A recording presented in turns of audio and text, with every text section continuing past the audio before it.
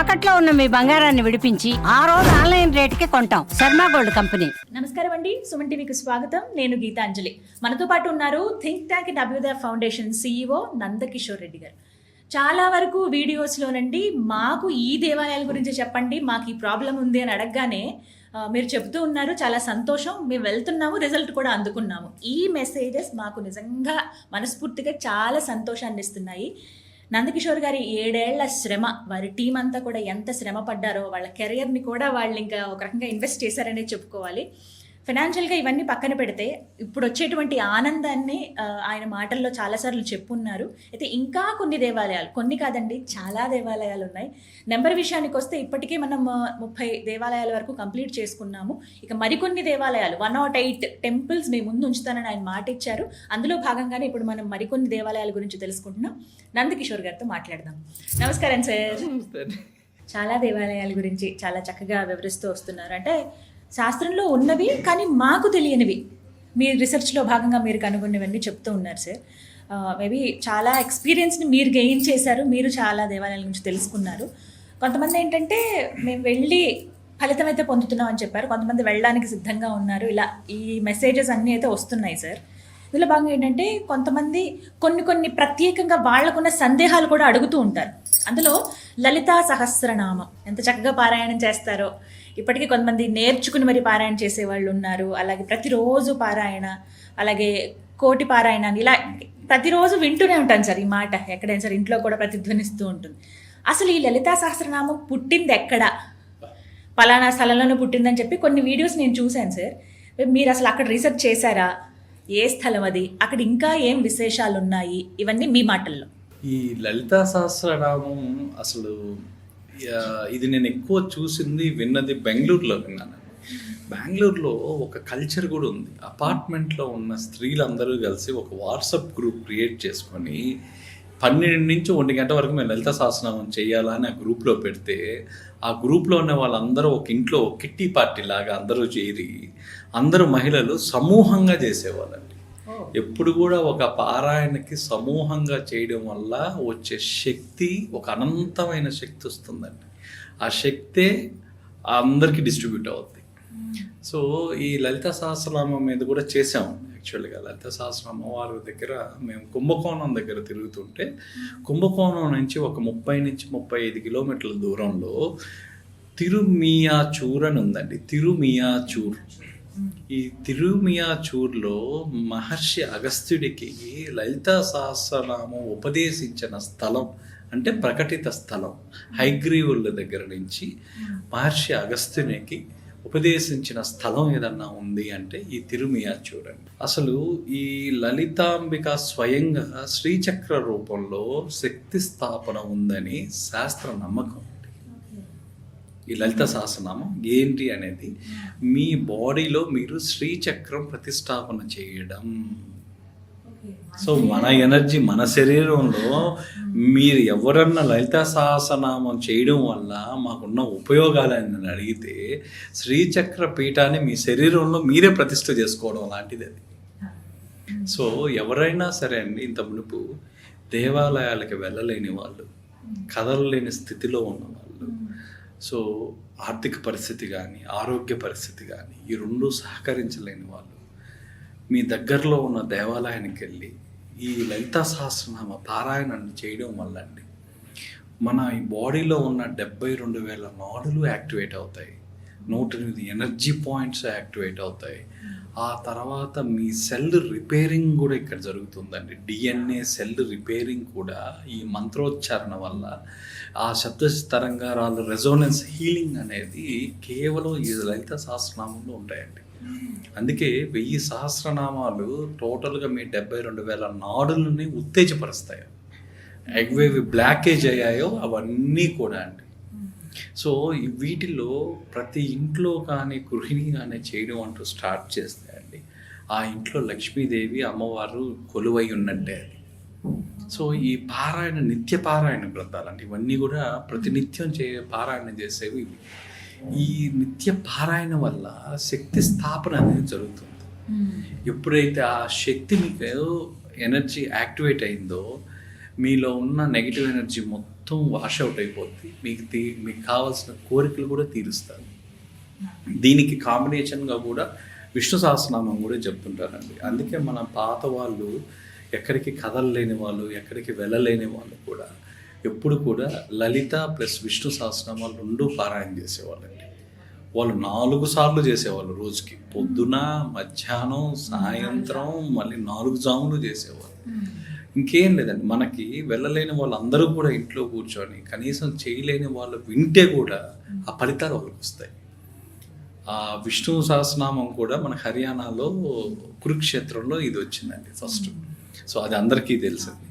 So ఈ ఆలయంలో ఉన్న ప్రాశస్త్యం ఏంటంటే అండి, ఈ ఆలయంలో ఇది ఒక మూల లలితా సహస్రనామ పారాయణకి మూల శక్తి కేంద్రం ఏదన్నా ఉంది అంటే అది తిరుమియాచూరే అండి.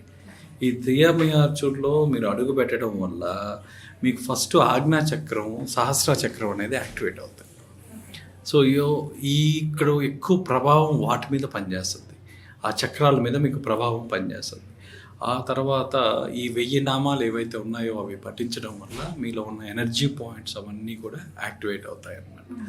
సో ఈ ప్రతి మంత్రం అండి, ప్రతి ఒక్క మంత్రం దాంట్లో ప్రతి ఒక్క చక్రాన్ని, ప్రతి ఒక్క నాడిని, మన యొక్క మానసిక స్థితిని ప్రభావితం చేస్తాయి ప్రతి ఒక్క నామం.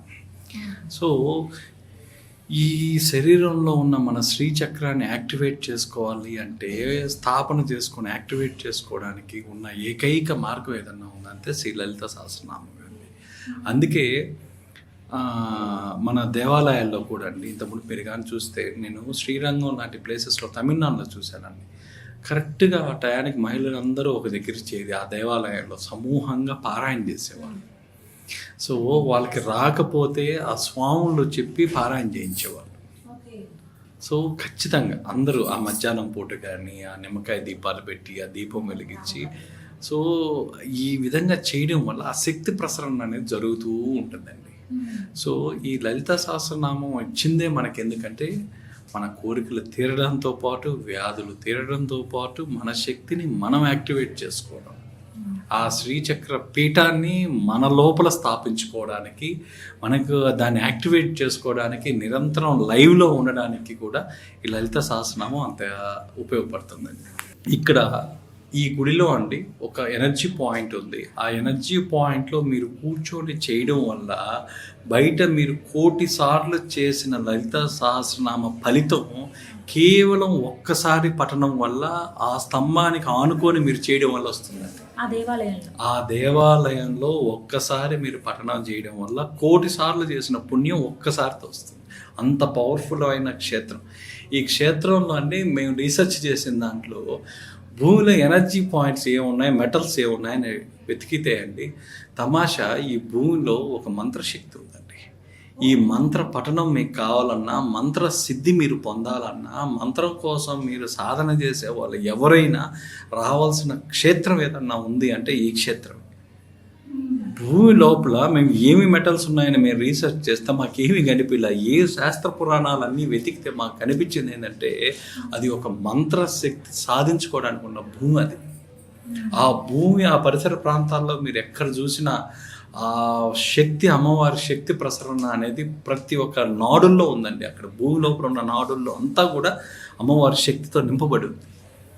సో ఈ సాధకులు ఎవరన్నా మంత్ర పఠనము, మంత్రాన్ని సిద్ధి పొందాలనుకునే వాళ్ళు ఎక్కడయ్యా మనకన్నా క్షేత్రం ఉంది అంటే ఈ క్షేత్రంలోనే వాళ్ళకి ఆ సిద్ధి అనేది కలుగుతుంది. మంత్రాలకు సంబంధించింది మాత్రం అండి, అందులో అమ్మవారి మంత్రాలకి ఇంకా అమ్మవారి మంత్రం, ఆ లలితా సహస్రనామం, అమ్మవారు మీ శ్రీచక్ర పీఠాన్ని మీరు అంతర్లీనంగా స్థాపన ప్రతిష్ట చేసుకోవాలి అంటే ఈ ప్రదేశానికి ఖచ్చితంగా రావాలి. మంత్ర సిద్ధి కావాలనుకున్న వాళ్ళందరికీ కూడా ఇదండి. సో ఇక్కడ 10 నుంచి మధ్యాహ్నం 2 మధ్యలో ఈ ఆలయంలో మీరు ఈ లలితా సహస్రనామ పఠనం అని చేయాలండి.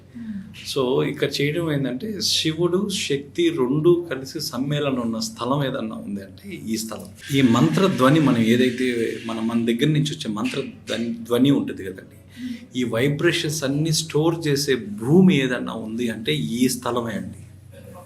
మీరు ఇక్కడ చేసిన ప్రతి మంత్రము అది నిల్వ చేసుకుంటుంది.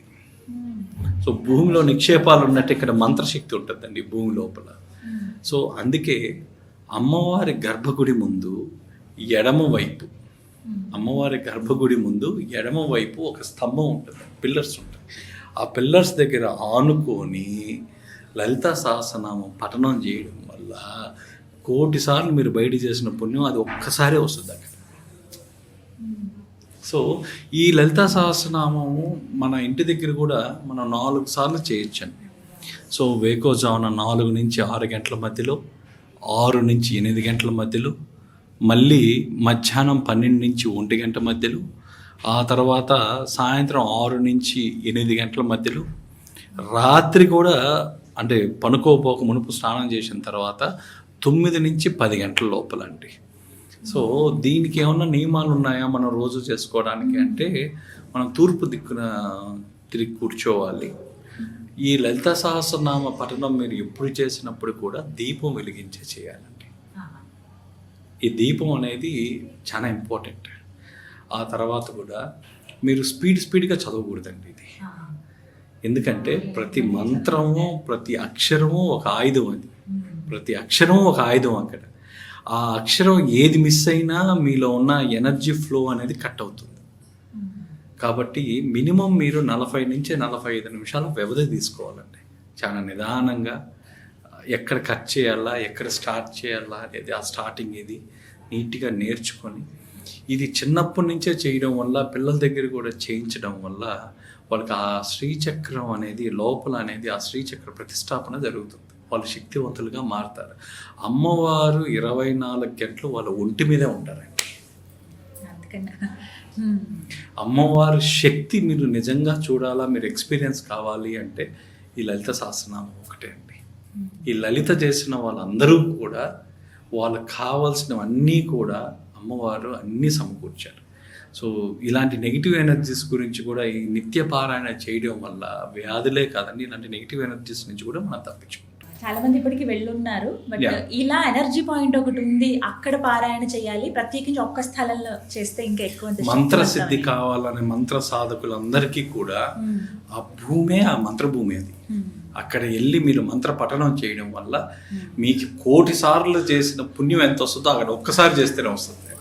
చాలా చక్కటి ఇన్ఫర్మేషన్ సార్ ఇది. ఎంతో మంది మహిళలు మరి చేస్తారు, కొంతమంది పురుషులు కూడా అమ్మవారి అనుగ్రహం పొందాలనుకునే వాళ్ళు వెళ్తారు సార్. సో అదే కాకుండా అక్కడికి వెళ్ళేసి వచ్చిన తర్వాత అంటే సమూహంగా ఈ పారాయణ ఎప్పుడు కూడా ఇది కానీ విష్ణు సహస్రనామం కానీ ఇవన్నీ ఒక దేవాలయంలో కానీ ఇంట్లో కానీ సమూహంగా చేయడం వల్ల, కుటుంబం అంతా కలిసి చేయడం వల్ల ఆ ఒక శక్తి ఏర్పడుతుందండి, ఆ ఎనర్జీ ఏర్పడుతుంది. ఆ శ్రీచక్రం ప్రతిష్టాపన శక్తి ప్రతి ఒక్కరికి డిస్ట్రిబ్యూట్ అవుతుంది. సమూహ పారాయణ ప్రతి ఒక్కరు వీలైతే అపార్ట్మెంట్లో ఉండే వీళ్ళందరూ ఒక గ్రూపుగా ఫామ్ అయ్యి ఒక వాట్సాప్ గ్రూపులు పెట్టుకొని సో ఈ విధంగా పారాయణ అనేది చేసి నేర్చుకొని నోటికి రావాలండి. సో అప్పుడే మీరు ఎక్కడున్నా సర్వకాల సర్వ వ్యవస్థలందు మిమ్మల్ని కాపాడేది ఏదన్నా ఉంది అంటే అది లలితమ్మ. చాలా మంచి ఇన్ఫర్మేషన్ సార్. ప్రతి ఒక్కరు ఖచ్చితంగా వెళ్ళాల్సినటువంటి దేవాలయాలు ఇవి. మేబీ ఇప్పుడు ఎగ్జామ్స్ అవి అయిపోతాయి కాబట్టి అందరూ అన్ని క్షేత్రాలకి నార్మల్గా ఎంటర్టైన్మెంట్ ప్లేసెస్ కాకుండా ఇలా దేవాలయాలకు వెళ్తే బాగుంటుంది. ఖచ్చితంగా సందర్శించవలసిన దేవాలయాలు ఇవన్నీ. మంచి ఇన్ఫర్మేషన్ సార్, ధన్యవాదాలండి.